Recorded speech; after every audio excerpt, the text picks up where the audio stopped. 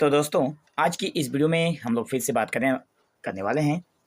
हमारा जो MIL हिंदी है अंबर भाग 1 का, उसका लेसन नंबर 4 की, ठीक है, पथ की पहचान, जो कि हरिवंश राय बच्चन द्वारा लिखित है। तो आज की इस वीडियो में हम लोग इसी चैप्टर के सभी क्वेश्चन आंसर को देखेंगे। कवि संबंधित जो प्रश्न उत्तर हैं, पहला नंबर है, हरिवंश राय बच्चन किस काल के प्रमुख कवि हैं? उत्तर में लिखेंगे, हरिवंश राय बच्चन उत्तर छायावाद काल के प्रमुख कवि हैं। कवि हरिवंश राय बच्चन का जन्म कब और कहाँ हुआ था? इसका जवाब होगा, कवि हरिवंश राय बच्चन का जन्म 27 नवंबर 1907 को इलाहाबाद में हुआ था। हरिवंश राय बच्चन ने उच्च शिक्षा कहाँ से प्राप्त की? उत्तर में होगा, हरिवंश राय बच्चन ने उच्च शिक्षा इलाहाबाद विश्वविद्यालय और काशी विश्वविद्यालय से प्राप्त की। चौथा नंबर प्रश्न है, कवि बच्चन ने किस विश्वविद्यालय में व्याख्याता के पद पर कार्य किया? तो लिखेंगे उत्तर में, कवि बच्चन ने इलाहाबाद विश्वविद्यालय में व्याख्याता के पद पर कार्य किया। पांचवा नंबर है, हरिवंश राय बच्चन इंग्लैंड में कितने वर्षों तक रहे? जवाब होगा, हरिवंश राय बच्चन इंग्लैंड में 2 वर्षों तक रहे। उसके बाद का प्रश्न है, किस विषय पर शोध करने पर बच्चन जी को कैम्ब्रिज विश्वविद्यालय ने PhD की उपाधि प्रदान की थी?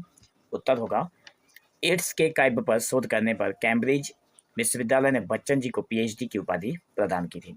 7वां नंबर प्रश्न है, हरिवंश राय बच्चन ने किन किन क्षेत्रों में कार्य किया? तो जवाब होगा, हरिवंश राय बच्चन ने आकाशवाणी इलाहाबाद में, हिंदी प्रोड्यूसर, विदेश मंत्रालय में, हिंदी विशेषज्ञ तथा राज्यसभा के मनोनीत सदस्य भी रहे। उसके बाद है 8वां नंबर, बच्चन जी की कविताएं पाठकों के मन पर क्या प्रभाव डालती हैं? तो जवाब होगा, बच्चन जी सीधी सीधी एवं सहज भाषा में कविता लिखते थे, जो पाठकों को उनके मन की बात गीत के रूप में प्रतीत होती थी। 9 नंबर का प्रश्न है, बच्चन जी का देहावसान कब हुआ? मतलब देहावसान का मतलब होता है मृत्यु कब हुई। बच्चन जी का देहावसान 18 जनवरी 2003 को हुआ। उसके बाद 10 नंबर का प्रश्न है, कवि हरिवंश राय बच्चन की सबसे प्रसिद्ध रचना कौन सी है? जवाब होगा, कवि हरिवंश राय बच्चन की सबसे प्रसिद्ध काव्य रचना है मधुशाला। उसके बाद 11 नंबर का प्रश्न है, कवि हरिवंश राय बच्चन की 2 काव्य ग्रंथों के नाम बताओ। तो कवि हरिवंश राय बच्चन के 2 प्रमुख काव्य ग्रंथ हैं मधुबाला और निशा निमंत्रण। ठीक है, अब हम लोग बात करेंगे पाठ्यपुस्तक संबंधित प्रश्न उत्तर के बारे में, जिसमें बोध एवं विचार हमारे सामने आता है। सही विकल्प का चयन कीजिए। प्रश्न है, जीवन पथ पर आगे बढ़ने से पहले हमें किसकी पहचान कर लेनी चाहिए? तो यहाँ पे ऑप्शंस में है सुमार्ग, मंजिल, शक्ति, धन दौलत। तो आंसर होगा सुमार्ग की, अच्छे मार्ग की। ठीक है, कंटकों की इस अनोखी सीख का सम्मान कर ले। यहाँ कंटक किसका प्रतीक है? यहाँ पे ऑप्शंस है कांटे, सुख, बाधाएं, जंगल। यहाँ पे जो कंटक है, यहाँ पे बाधाओं का प्रतीक है। उसके बाद है 2 नंबर का प्रश्न, जिसमें कहा गया है कि निम्नलिखित प्रश्नों के उत्तर पूर्ण वाक्य में दीजिए। तो पहला प्रश्न है, पूर्व चलने के बटोही बाट की पहचान कर ले। इसमें बटोही किसे कहा गया है? तो इसमें बटोही जीवन पथ पर आगे बढ़ने वाले मनुष्य को कहा गया है। ख नंबर का प्रश्न है, किसकी कहानी पुस्तकों में भी नहीं मिलती?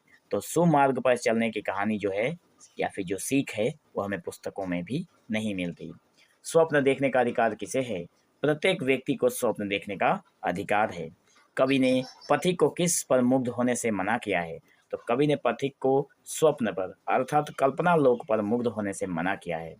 5वां नंबर है, पाँव का दिल कौन चीर देता है? तो कांटा जो है वो पाँव का दिल चीर देता है। 3 नंबर का प्रश्न है, जिसमें कहा गया है कि निम्नलिखित प्रश्नों के उत्तर जो है वो संक्षिप्त में दीजिए। पहला प्रश्न है, कवि ने किसकी कहानी पुस्तकों में नहीं छपने की बात की है? तो सुमार्ग खोजने की कहानी पुस्तकों में नहीं छिपी होती। मनुष्य को स्वविवेक से अपना सही जीवन लक्ष्य चुनना पड़ता है। अर्थात जीवन पथ पर चलने के लिए पुस्तकीय ज्ञान हमारा सहारा नहीं बनता, इसे हमें अपने स्वाभिमान एवं अनुभव से प्राप्त करना पड़ता है। पथ की पहचान किस प्रकार की जा सकती है? ख नंबर का प्रश्न है। तो आंसर में लिखेंगे, जीवन पथ अनेक कठिनाइयों से भरा होता है। इसमें सफलता असफलता दोनों मिलती है।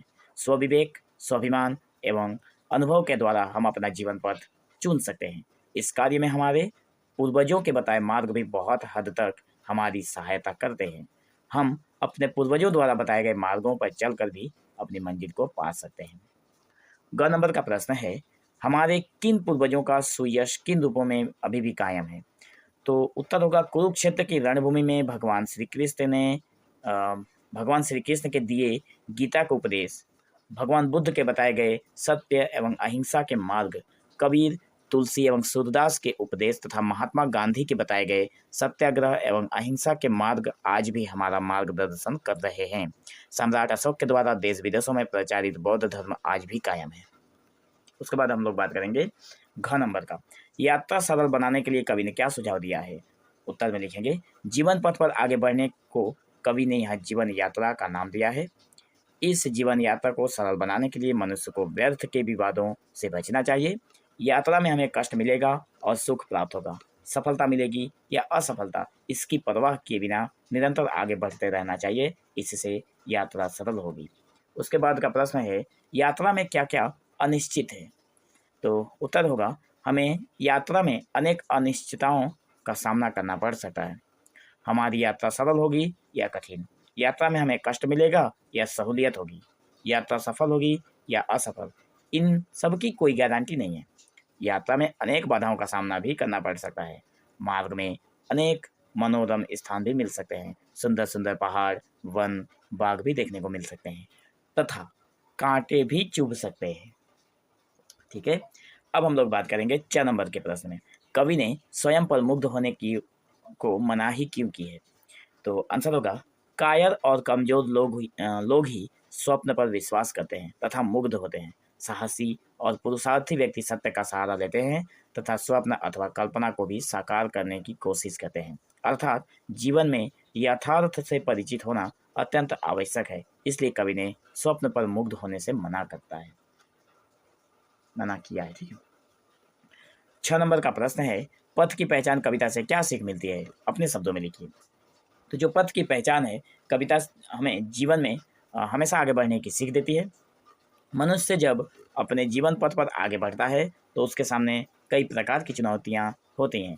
जीवन में सही मार्गदर्शन न मिले अथवा व्यक्ति कठिन परिस्थितियों में उचित मार्ग से भटकने लगे तो उसका साहस, लगन, अनुभव एवं शुद्ध संकल्प ही उसे विचलित होने से रोकता है।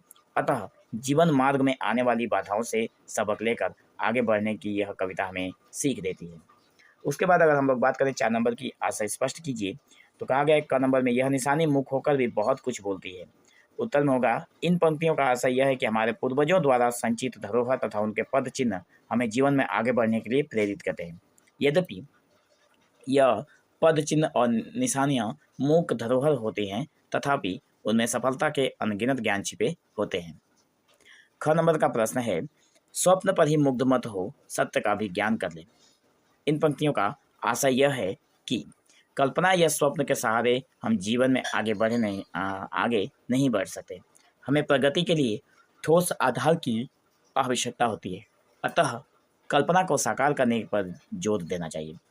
ठीक है, उसके बाद है ग नंबर का प्रश्न है जिनमें कहा गया है कि रास्ते का एक कांटा पाँव का दिल चीर देता है। तो इन पंक्तियों का आशय यह है कि जिस प्रकार पैरों में यदि एक कांटा भी चुभ जाए तो हम चल नहीं सकते, उसी प्रकार जीवन में आने वाली एक भी बाधा हमारी उन्नति पर पानी फेर देती है। इसलिए हमें जीवन पथ पर आगे बढ़ते समय काफ़ी सजग और सावधान रहना चाहिए। अब हम लोग बात कर लेते हैं भाषा एवं व्याकरण भाग की, जिसमें पहला नंबर है कहा गया है कि निम्नलिखित शब्दों के 3 पर्यायवाची शब्द लिखिए। तो यहाँ पे पर्यायवाची जो शब्द कहा गया है मैं आप लोगों को बता दूं। पहला है वटोही, उसके बाद है पग, नदी, पर्वत, जंगल और आँख। पर्यायवाची का मतलब हो गया एक ही चीज़ का 2-3 नाम लिखने के लिए कहा गया है। जैसे बटोही का 3 नाम हो गया पथिक, जो राही या फिर यात्री। बटोही हम किसको कहते हैं? जो व्यक्ति राह पर चलता है रास्ते पर चलने वालों को राही कहा जाता है या फिर यात्रा करने वालों को यात्री कहा जाता है। और पथिक, ठीक है, पथ पर चलने वाला। पग का 3 नाम है कदम, डेग और पैर। नदी का 3 नाम है सरिता, तटिनी, तरंगिनी। पर्वत का 3 नाम है पहाड़, गिरी, अचल। जंगल का 3 नाम है वन, विपिन, कानन। आँख का 3 नाम है नेत्र, चक्षु, नयन। उसके बाद है निम्नलिखित संज्ञा शब्दों के विशेषण रूप लिखिए। जैसे राह से राही, यात्रा से यात्री, वाट से वटोही, सफलता से सफल, मुख से मुखर या फिर मौखिक, भूत से भौतिक, दिन से दैनिक, हृदय से हार्दिक। ठीक है। उसके बाद यहाँ पे कहा गया था विशेषण रूप लिखना है। 3 नंबर का प्रश्न है जिसमें कहा गया है कि निम्नलिखित शब्दों के विलोम शब्द लिखिए। जैसे असंभव से संभव, ज्ञात से अज्ञात, मूक से वाचाल, मूक मतलब जो कम बोलता है, वाचाल मतलब ज़्यादा बोलने वाला, बुरा भला, सरल कठिन, विश्वास अविश्वास। उसके बाद है अनिश्चित निश्चित, सफलता असफलता या फिर विफलता, सत्य असत्य, स्वर्ग नरक, ज्ञान अज्ञान, सम्मान अपमान। उसके बाद कुछ अतिरिक्त प्रश्न उत्तर हैं, उसको भी एक साथ देख लेते हैं हम लोग। टोटल 5 है। कहा गया है कि अतिरिक्त प्रश्न एवं उत्तर में पूछा गया है मनुष्य अपनी कल्पना अथवा सपनों को साकार कैसे कर सकता है। तो मनुष्य अपने साहस, मेहनत, लगन, अनुभव एवं शुद्ध संकल्प के द्वारा अपने सपनों को साकार कर सकता है। उसके बाद है जीवन की बाधाएं हमें क्या सीख देती है। तो उत्तर में लिखेंगे जीवन में आने वाली बाधाएं हमें कठिन परिस्थितियों से लड़कर आगे बढ़ने की सीख देती है। यदि मानव जीवन में किसी प्रकार की बाधा नहीं आए तो क्या होगा।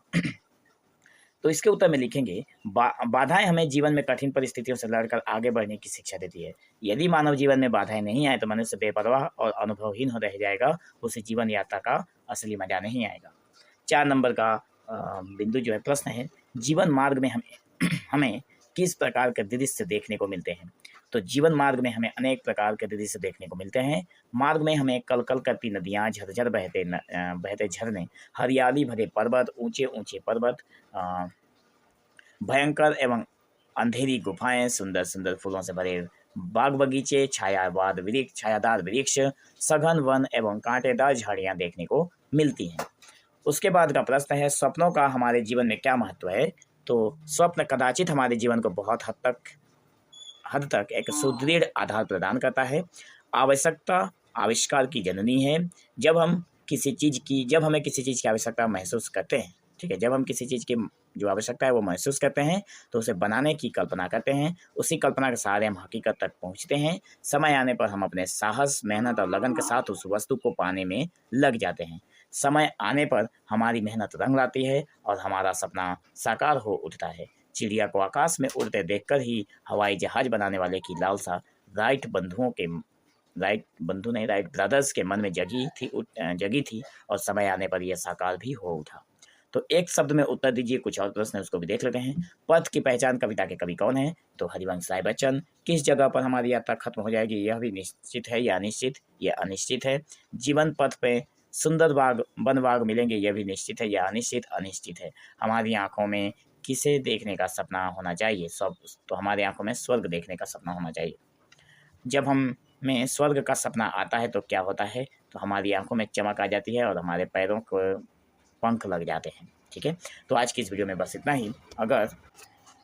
अगर आप लोग इस PDF को लेना चाहते हैं तो आप कमेंट कीजिए या फिर डिस्क्रिप्शन में आप लोगों को कॉन्टैक्ट नंबर मिलेगा, व्हाट्सअप नंबर, केवल व्हाट्सअप करिए और आप लोगों को ये PDF मिल जाएगा। लेकिन उसके लिए आपको कुछ फ़ी पे करना होगा। ठीक है, इसमें पूरा बुक ही है, फुल बुक है अंबर भागे का। अगर आप लोग इसे लेना चाहें तो खुद खरीद कर PDF भी पढ़ सकते हैं। तो आज की इस वीडियो में बस इतना ही। मिलेंगे हम लोग एक नए वीडियो में, तब तक के लिए धन्यवाद।